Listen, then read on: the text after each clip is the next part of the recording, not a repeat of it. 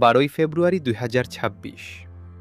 এই তারিখটা ক্যালেন্ডারে মার্ক করে রাখুন, কারণ এই দিন বাংলাদেশে যা হতে যাচ্ছে তা গত 54 বছরের ইতিহাসে আপনারা দেখেননি। আমরা নির্বাচন দেখেছি, আন্দোলন দেখেছি, সরকার পতন দেখেছি, কিন্তু সংবিধান বা দেশের নিয়ম বই বদলানোর জন্য সরাসরি আপনার কাছে জানতে চাওয়া হচ্ছে, আপনি কি রাজি? এমন ঘটনা কি আগে কখনো ঘটেছে? হ্যাঁ, আমি আসন্ন গণভোট বা রেফারেন্ডামের কথা বলছি। জুলাই 2024-এর বিপ্লবের পর আমরা ভেবেছিলাম স্বৈরতন্ত্রের দিন শেষ, কিন্তু ইতিহাস সাক্ষী শুধু শাসক পাল্টালে ভাগ্য পাল্টায় না, যদি না সিস্টেম পাল্টানো হয়। আর সেই সিস্টেম পাল্টানোর চাবি এখন আপনার হাতে। 2026 সালের এই গণভোট কি সত্যিই বাংলাদেশকে নতুন করে গড়বে, নাকি এটি আরেকটি রাজনৈতিক চাল? আসুন আজকের ভিডিওতে গভীরে গিয়ে দেখি আসলে কি ঘটতে যাচ্ছে। সহজ কথায় বললে, 2024-এর জুলাই মাসে ছাত্র জনতা যে রক্ত দিয়েছে তার চূড়ান্ত ফলাফল হল এই ভোট। অন্তর্বর্তীকালীন সরকার এবং রাজনৈতিক দলগুলো মিলে তৈরি করেছে জুলাই জাতীয় সনদ 2025। কিন্তু সমস্যা হল, অতীতে আমরা দেখেছি সংবিধানকে শাসকরা নিজেদের খেলনা বানিয়ে ফেলেছিল। 2011 সালে পঞ্চদশ সংশোধনীর মাধ্যমে গণভোট ব্যবস্থাটাই বাতিল করা হয়। কেন? যাতে জনগণের মুখ বন্ধ থাকে। কিন্তু 2024-এর 17 ডিসেম্বর হাইকোর্ট যখন ওই সংশোধনী অবৈধ ঘোষণা করল, তখন আইনি বাধা সরে গেল। এখন প্রশ্ন হল, আগামী 12 ফেব্রুয়ারি আপনি যখন ভোটকেন্দ্রে যাবেন, ব্যালট পেপারে আসলে কি লেখা থাকবে?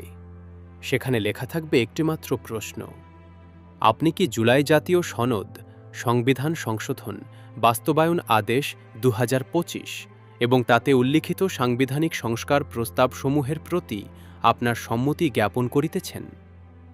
আপনার উত্তর হবে হ্যাঁ অথবা না। বাংলাদেশে এর আগেও গণভোট হয়েছে।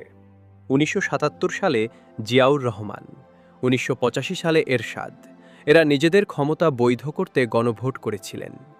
সেখানে হ্যাঁ ভোটের হার ছিল 98 থেকে 99%, যা ছিল হাস্যকর। কিন্তু 1991 সালের গণভোট ছিল আসল গেম চেঞ্জার। ওটাই ছিল সেই সময় যখন আমরা এক ব্যক্তির শাসন বা প্রেসিডেন্সিয়াল সিস্টেম থেকে সংসদীয় গণতন্ত্রে ফিরে এসেছিলাম। 2026-এর এই ভোটটি হতে যাচ্ছে ঠিক তেমনই আরেকটি টার্নিং পয়েন্ট। একে বলা হচ্ছে থ্রেশহোল্ড অফ ট্রান্সফরমেশন বা পরিবর্তনের সন্ধিক্ষণ। জুলাই সনদে মোট 84টি সংস্কার প্রস্তাব আছে। এর মধ্যে 47টি সরাসরি সংবিধানের সাথে যুক্ত। এগুলোকে মূলত 4টি পিলারে ভাগ করা যায়। এগুলো বুঝলে আপনি বুঝবেন কেন এই ভোটটা আপনার জীবনের জন্য জরুরি। 1. প্রধানমন্ত্রী মেয়াদ, সবচেয়ে বড় পরিবর্তন।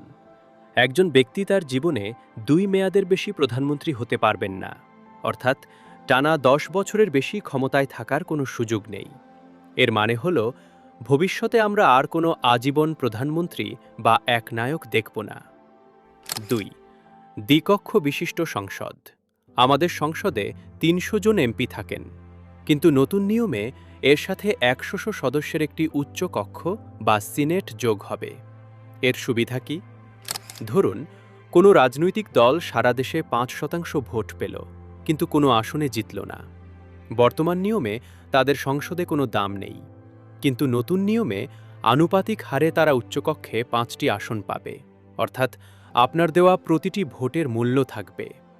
এটি হটকারী আইন পাশ করার বিরুদ্ধে একটি স্পিড ব্রেকার হিসেবে কাজ করবে। 3. বিচার বিভাগ ও রাষ্ট্রপতির ক্ষমতা।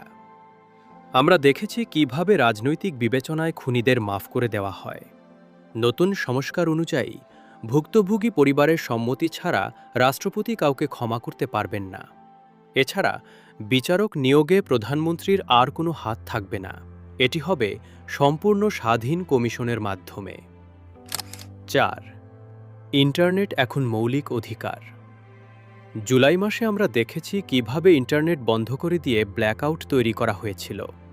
নতুন সংবিধানে ইন্টারনেট সেবা এবং ডাটা প্রাইভেসি আপনার মৌলিক অধিকার। রাষ্ট্র চাইলেই আর শাটডাউন দিতে পারবে না। এটি ফ্রিল্যান্সার এবং ডিজিটাল অর্থনীতির জন্য একটি লাইফলাইন। এখন আপনারা বলতে পারেন, সংবিধান তো পরেও বদলে ফেলা যাবে। এখানেই আসছে ট্রিপল লক সিস্টেম। সংস্কারগুলো পাস হলে ভবিষ্যতে সংবিধানের মৌলিক বিষয়গুলো বদলাতে 3টি ধাপ পার করতে হবে। 1. নিম্নকক্ষের 2/3 ভোট।